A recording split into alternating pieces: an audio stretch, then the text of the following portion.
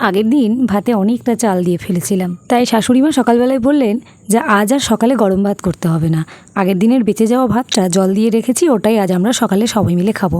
আর এমনিতেও এখন যা গরম পড়েছে তাতে সকালবেলায় জল দেওয়া ভাত খেতে আমি কিন্তু খুবই পছন্দ করি, তবে তরকারিটা মনের মতো হওয়া চাই।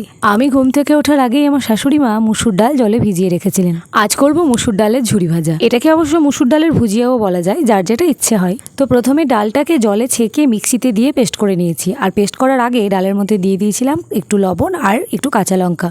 এরপর কড়াইতে তেল দিয়ে বেশি করে পেঁয়াজ দিয়ে সেটাকে ভালো করে ভেজে নিয়েছি, আর তার মধ্যে দিয়ে দিয়েছি কয়েকটা কুচনো কাঁচা লঙ্কা। অবশ্য ঝালটা আমি একটু কমই দিয়েছিলাম, কারণ আমার বাড়ির সবাই ঝালটা কম খেতে পছন্দ করে। যারা ঝাল বেশি খেতে পছন্দ করো তারা কাঁচা লঙ্কা একটু বেশি করে দিতে পারো। আর জল দেওয়া ভাতে তরকারিতে লবণ ঝাল যত চড়া হয় তত খেতে বেশি ভালো লাগে। ওপরে একটু হালকা করে লঙ্কা গুঁড়োও ছিটিয়ে দিয়েছিলাম।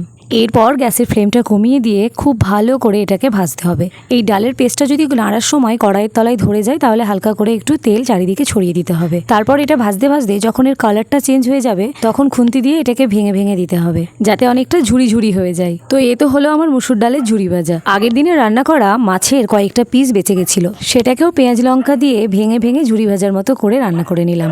মাছ বেশি থাকলে জল দেওয়া ভাতের সাথে খাওয়ার জন্য এরকম করে রান্না করলে কিন্তু খেতেও খুব ভালোই লাগে। আমি অবশ্য মাছ খুব একটা খাই না, তো সেই জন্য মাছের এই তরকারিটা আমার খুব একটা ভালো লাগে না। আমার কাছে জল দেওয়া ভাত মানে সব থেকে প্রিয় যেটা সেটা হলো বাদাম বাটা, তাই দোকান থেকে অল্প করে একটু বাদাম নিয়ে এসেছিলাম। তারপর সেটাকে খোসা ছাড়িয়ে নিয়ে মিক্সির মধ্যে দিয়ে দিয়েছি, আর তার সাথে দিয়েছি একটু পেঁয়াজ আর কাঁচা লঙ্কা, সেই সাথে লবণ।